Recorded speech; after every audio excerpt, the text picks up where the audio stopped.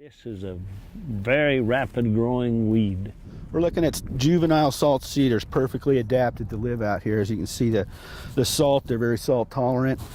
They tend to leave their seeds all year long, and then they grow into this in a matter of 3 to 5 years. They form incredibly dense stands, as you can see behind us, and that causes extreme troubles with respect to flooding. Salt cedars are kind of unique because after they burn, they come back stronger.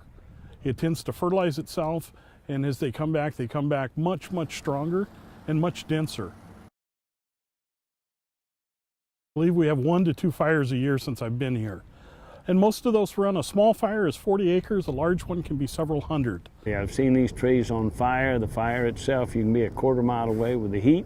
When we have a fire, they're put out, and that fire costs $250,000 minimum. And we have to bring in planes to fly retardant over the top of the fire because we can't get people in the river bottom. It's too thick.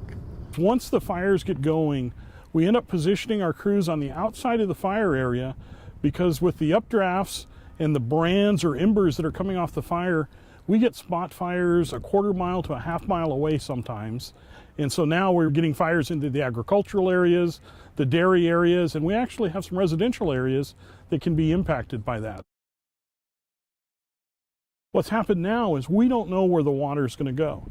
This vegetation is so dense, immediately it's going to start coming outside the channel in areas, and we're going to have additional flooding issues that we would not normally have if this channel was free of the salt cedar. We're looking at 4,000 or 5,000 acres plus of being flooded. We have 200 homes that will be flooded. In addition to our fluent plant in the city of Buckeye, we put 20,000 homes of sewage in this effluent plant that's just above here.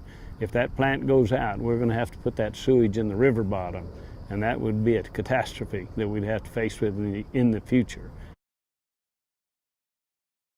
But that's the only way to kill them is get the roots out, and that's what we're going after today. So that does make it necessary to remove the roots if you're going to have an effective treatment and management program. But that's not where it stops. Because these trees produce seeds 9-10 months out of the year, there's always an active seed bank, and it just takes a little bit of moisture to get those guys going. So that means we have to come back every year for 2 to 3 years with herbicide treatments or manually pulling the little salt cedar starts to keep them from coming back. This is one of the most unique environments in the entire Southwest. It is an environmental jewel. It's being threatened and damaged as we speak today by the encroachment of salt cedar. We're doing our best right now with the resources we have, but we've got to have some support. This is much bigger than Buckeye can handle on its own.